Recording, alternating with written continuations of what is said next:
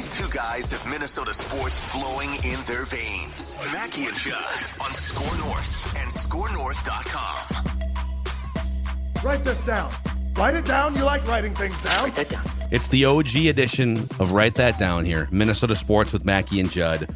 The only show in America dating back a decade that actually keeps track of our predictions with statistics. We hold each other accountable so that you all know how bad we are at predicting things that happen in sports.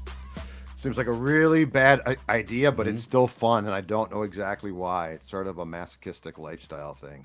Yeah. You know, somebody was like poking me at, I don't know, we were like at a friend gathering or something. Like, aren't you supposed to be the expert? Aren't you supposed to know this, that, and the other? It's like, no, not at all whatsoever, sir. I am a dancing bear with a microphone here. What are you talking about? Of course I know. I mean, what? Come on. Prove that I don't know. I pretend to know everything and then expose how wrong I am every week. I told you guys yesterday on PD, the Vikings are going to go make a significant trade for a left tackle. I don't remember ever saying I didn't think that would take place. It's a new day today. They were going to make that trade. We all knew it. My favorite you do have a bunch. Is when I get the, hey, can you help me with my 9th round fantasy pick?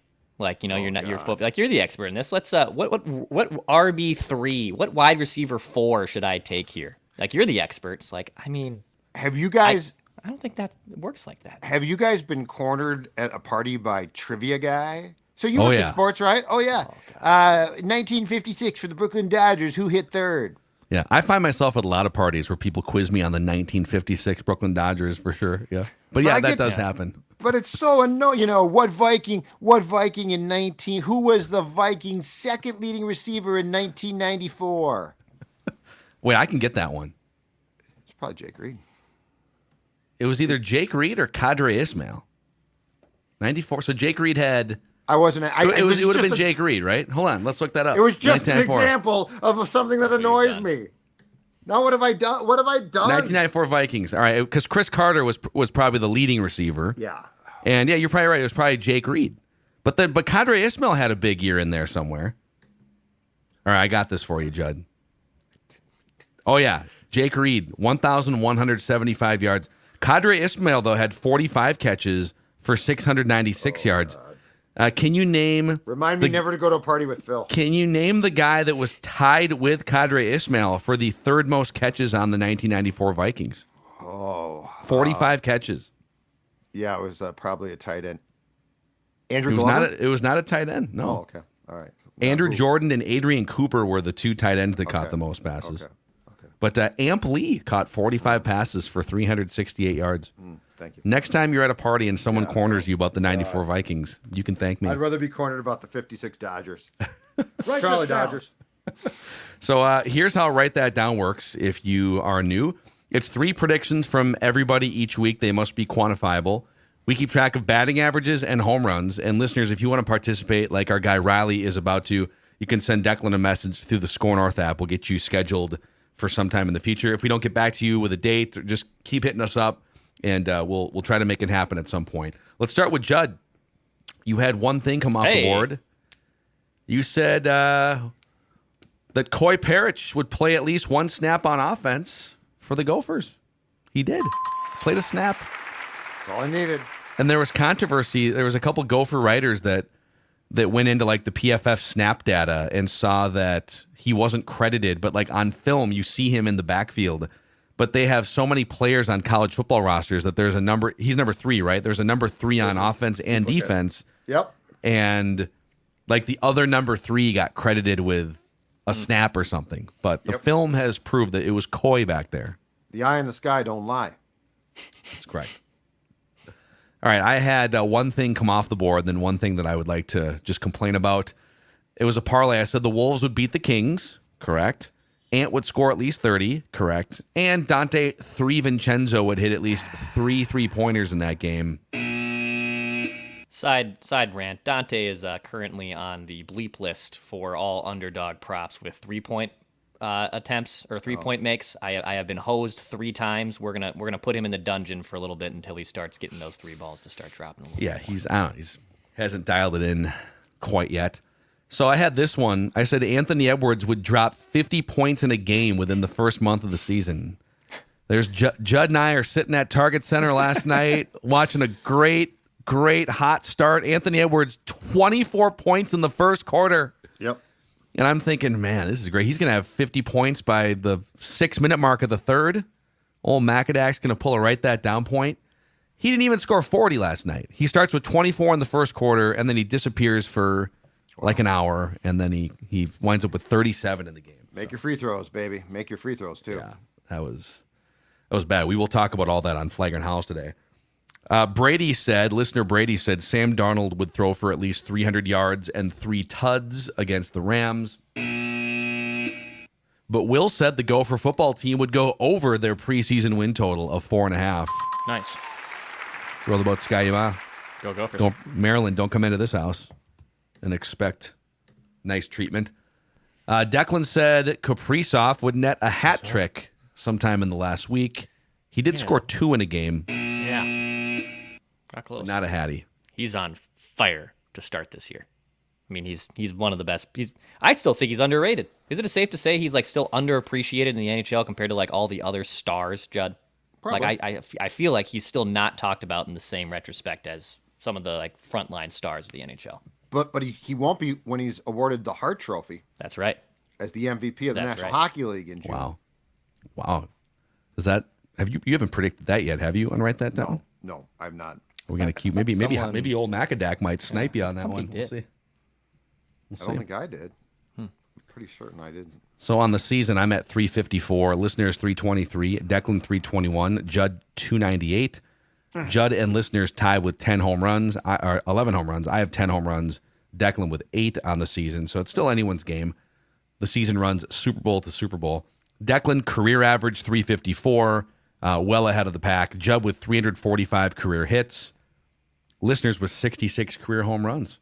And those are the all-time career Write it down. You like writing things down. statistics. So let's get guest listener predictor Riley in here making another appearance.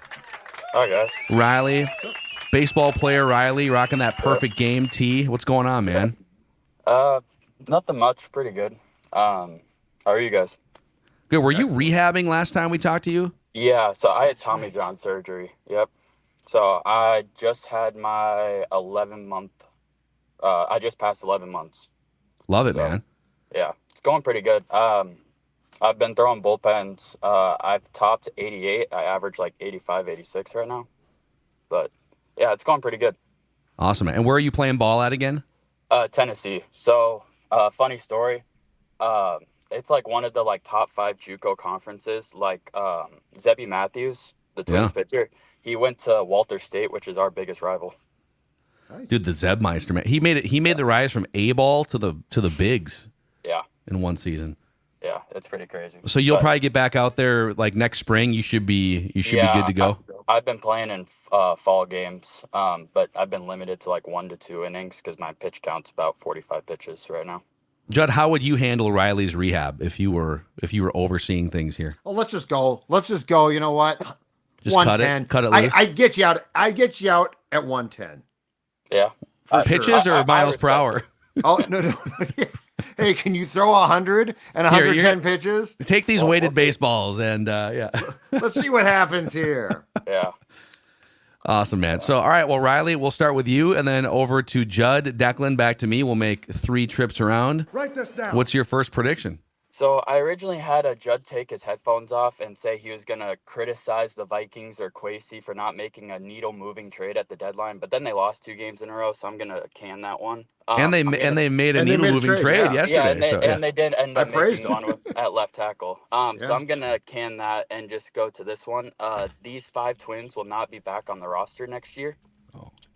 Max Kepler, Caleb Thielbar, Chris Paddock, Willie Castro, and Jose Miranda.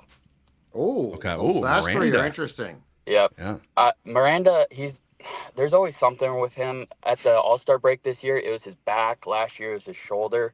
When he's healthy, he swings the bat good, but he's looking like a worse Kirilloff right now.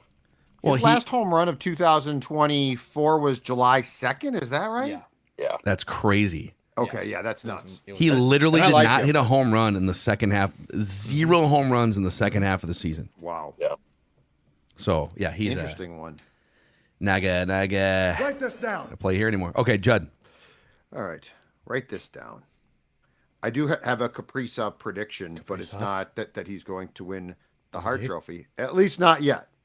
Kirill Kaprizov will score at least 3 goals in the next 3 games, which is the time between now and next week's. Write that down. 3-game homestand. Tampa Bay on Friday, Toronto on Sunday. I can't go because of the Vikings game. Bitter about that. I love to see the Maple Leafs.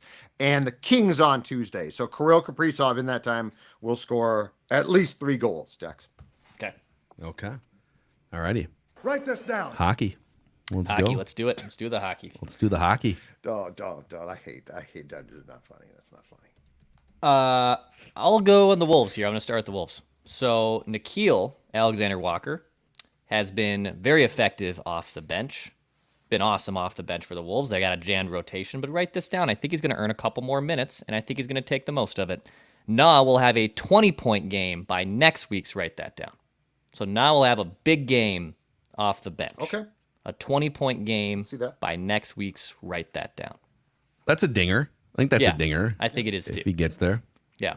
All right. He's been awesome for them, and I think he's going to continue to be awesome for them. They had him on Luka for a large chunk of last night. Judd, I know you were hammering stuff out in a different era. We didn't get to sit next to each other. And Oh, you didn't? Yeah. commiserate. No, there's a new So setup. they've It's fine.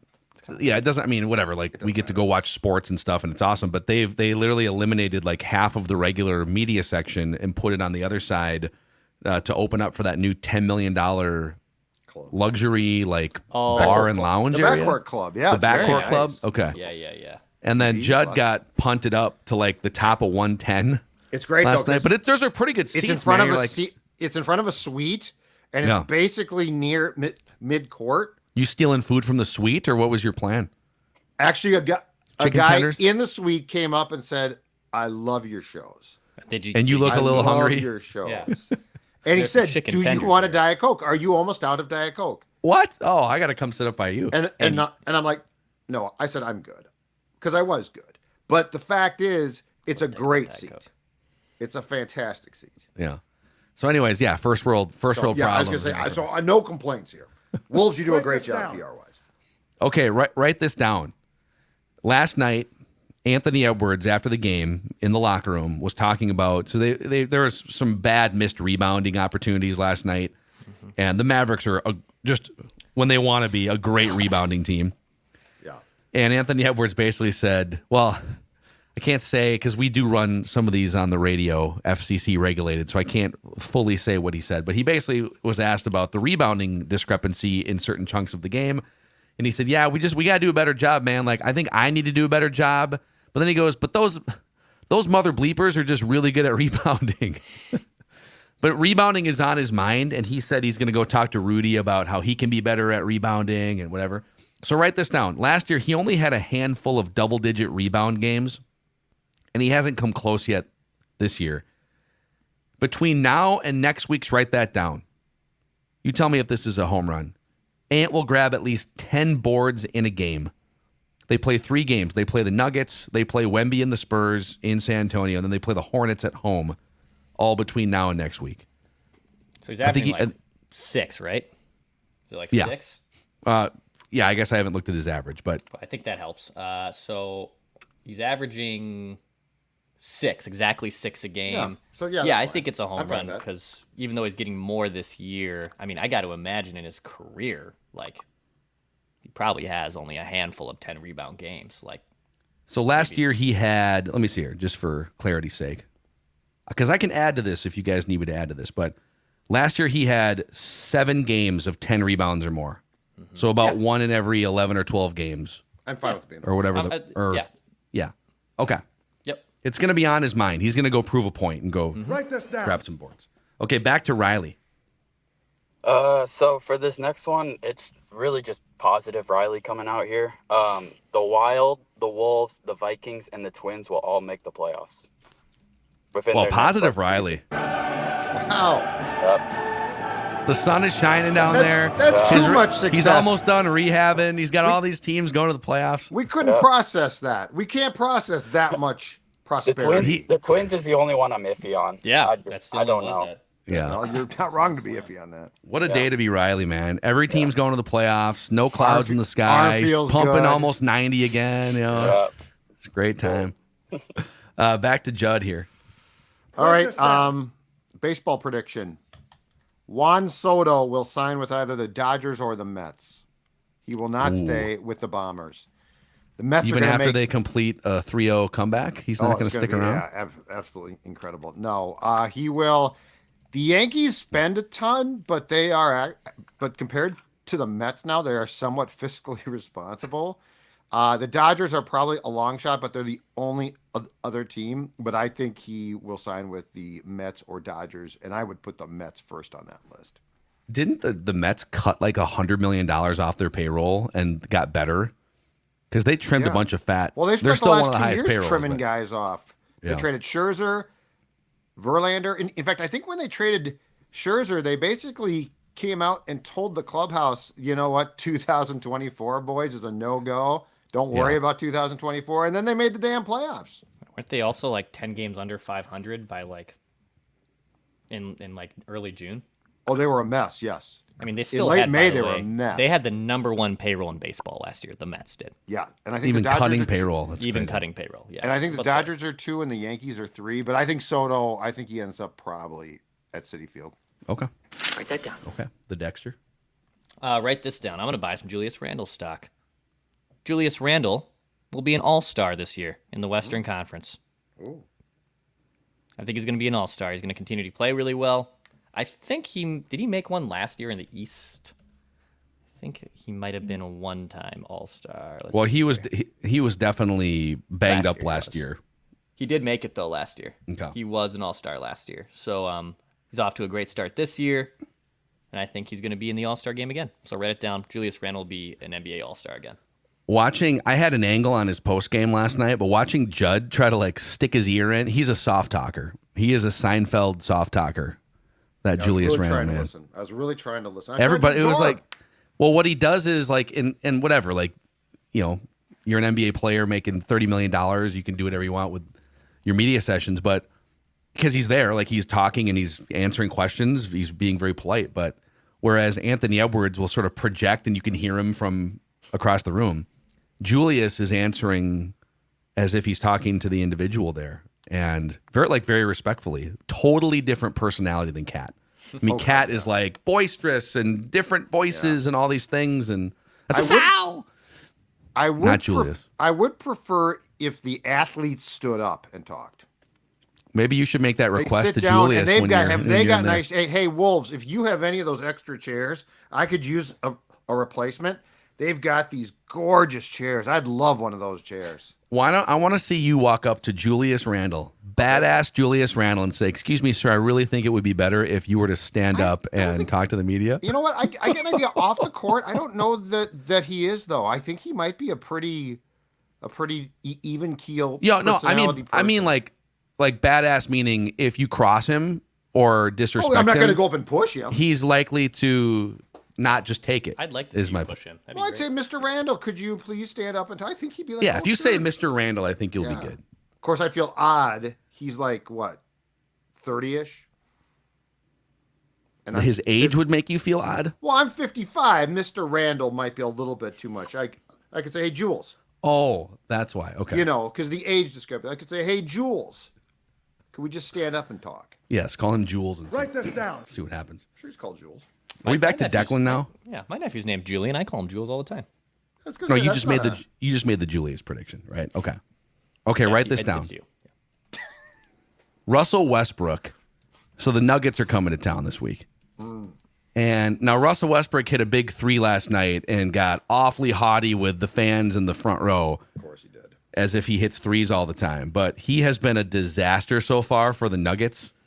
He is shooting 27% from the field, 25% from three-point range, and has been one of their worst analytics players. Like, whenever the bench comes in led by Russell Westbrook, it's a disaster. So I'm going to say this. Write this down. Russell Westbrook will be at least a minus 15 in his minutes against the Timberwolves. I'm going for home runs here. He's bad, but that would be like really bad if he is individually a minus 15. So write it down. Write this down. That's Russell Westbrook. Westbrook. For those of you scoring at home. Skip Bayless explained how like he coined the Westbrook nickname on Levitar during his South Beach sessions last week.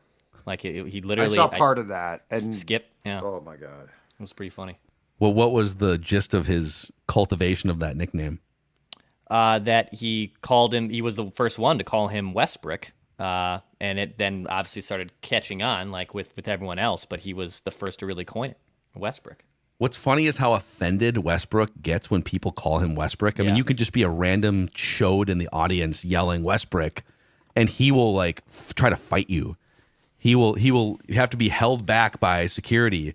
Pre-game warm-ups, it happens, and he like there's all these videos on the internet of him like stepping away from pre-game warm-up or from the free throw line or something to go clap a fan calling. You know how you can fix it? I know you've been in the league for 2 decades, dude.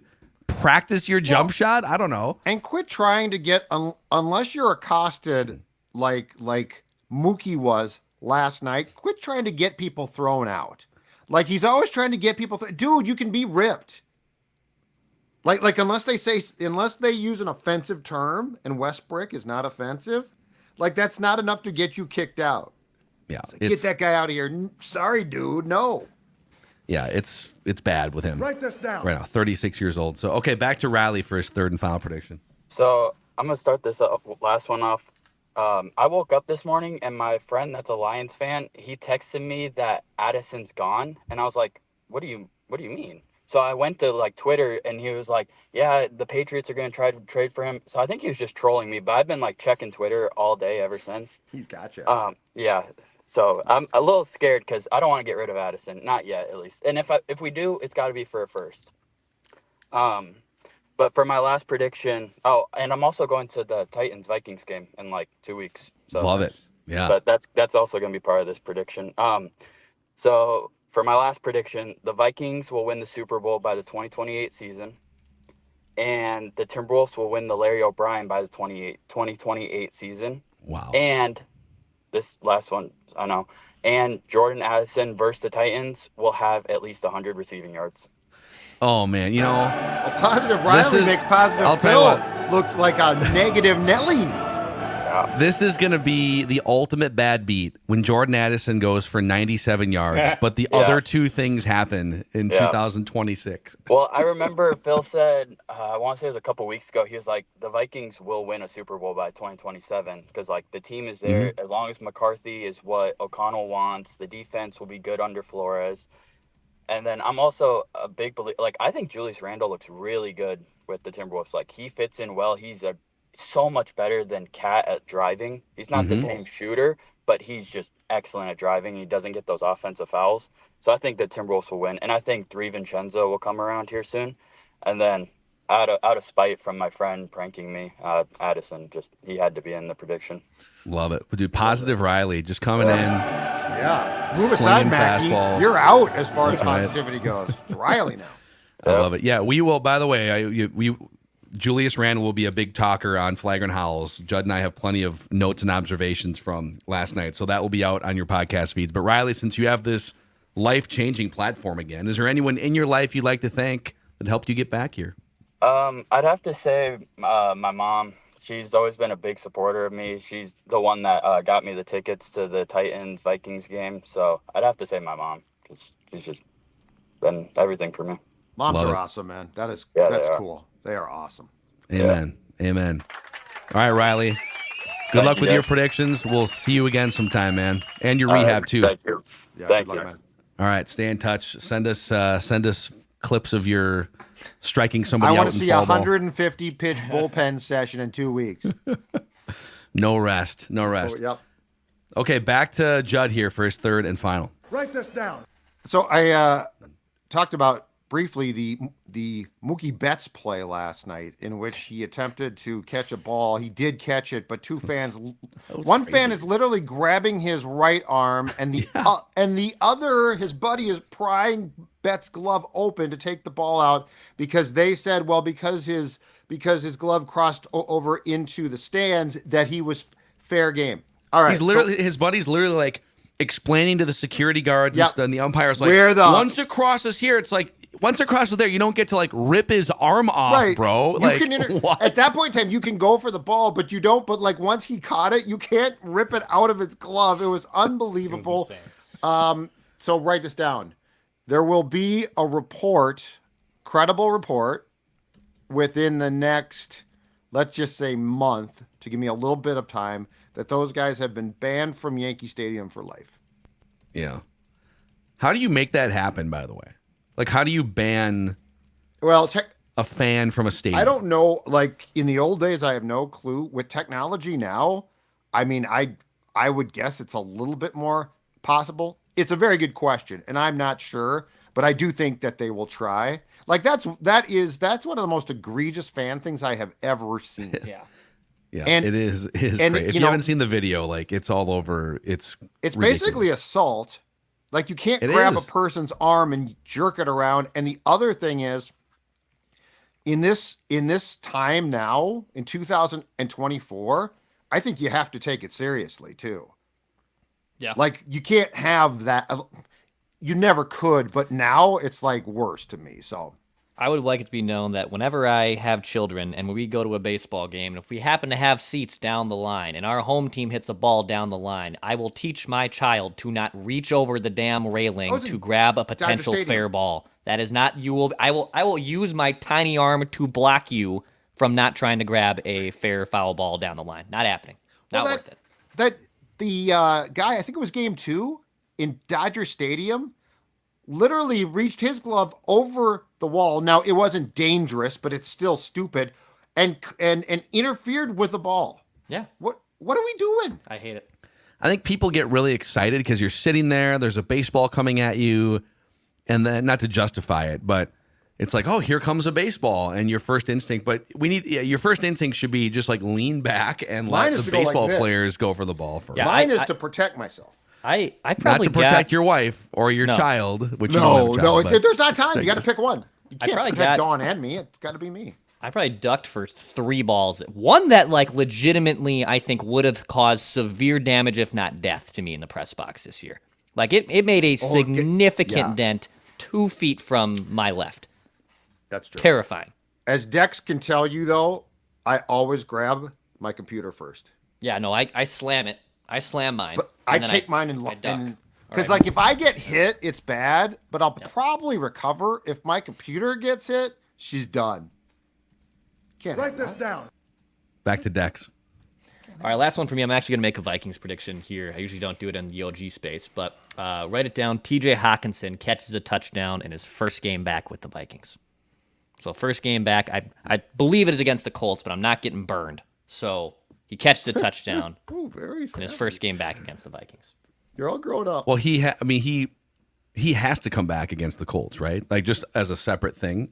No, he doesn't have to. He's on the active roster. Yeah, he had to be but you're saying activated. they could deactivate him like any other player.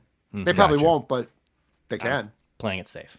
So they could just treat him like like Jalen Redmond or something. I'm so proud, Declan. This is like you've officially you are in the write that down like school of business now. Like you are that is a veteran prediction right there. Thank you, Chudley. Like no loophole.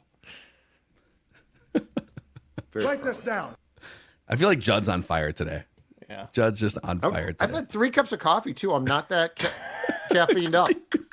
That's a lot of coffee early in the morning. Small cups. I had like the Nespresso pod thing, and I just have one. And honestly, even if it was just regular black coffee, I just need 1 cup of coffee, and I'm good. I don't ever need a second one unless I'm like really, really dragging. Well, good for you. I need more than that. Write this down. Oh man. Okay. Write this down. So I feel like I got screwed on the Anthony Edwards 50-point prediction. It's still on the board, but I'm gonna one up my own prediction. At some point this season, Anthony Edwards will drop 60 or more points in a game. That dude's on a mission. Like that first quarter last night, and he couldn't sustain it, but he was out to show the world on TNT, I am the best player on a court with Luka and Kyrie. And then in the end, it turned out that, he's still got a little bit to go. But he's going to, at some point, he's going to want to flex on somebody. Maybe it's like Charlotte in a week. Just some crappy team. Like Cat flexed 60 on Charlotte, didn't he? And then Write this down. Although I do think that you're right. I do think Ant on the national TV stage, like I think that's where he just tries to go ballistic. Yeah. Yeah, he knows people are watching and judging. Legacies are on the line. He wants one of those bronze statues that Dwayne Wade had for TNT. Yes, legacies are on the line. Yes. Did you guys see that they confirmed that the statue maker that made the Dwayne Wade one will not be making the Joe Mauer statue? Just so we're all clear. That's been confirmed. That's been confirmed. I believe Bring Me the News confirmed that. Was there ever a concern that dude was gonna? Well, I mean, he does. That guy has done prominent sports statues. So that's great reporting by Bring Me the News. Yeah, but as you said, Phil, the thing about it is the twins statues have been really good. Like they have not. Yeah, so let's use the same. Let's use the same company. The only weird twin statue, in my opinion, is Tom Kelly's. Looks like he's Superman. Like he is jacked in that statue. It's a little odd. You thought they should have put some bigger love handles on Tom Kelly? No, but I mean, he's like his upper body. It's like he was on steroids. It's like TK did not do steroids. I'll have to take a close look next time I walk by. Put my hands on those Tom Kelly statue summer biceps. Day, you're walking around. You go look at Harmon Killebrew, Tony Oliva, Rodney Carew. Carl Pohlad is very short. The same guy that made the target field, all those ones, is making the Joe Mauer one. So the same one that made the Carew, Killebrew, Puckett, Oliva, Herbeck, Kelly, Carl and Eloise, Pohlad, same guy. Okay. Bill Mack. Bill Mack. Put some respect on the name of Bill Mack. Billy Mack. The faces right. Bill Mack. Mm-hmm. Yeah, he doesn't get the physiques right, to Judd's point, but I'd rather have the faces be right than the physiques. All right, those are your Write That Down predictions on the OG edition here, Minnesota Sports with Mackey and Judd. We'll have a scoop session again with Doogie tomorrow. 2 episodes of Purple Daily today, Write That Down, and a bonus episode talking about the big trade from yesterday. So, a busy week on Score North podcast, boys. We'll see you later.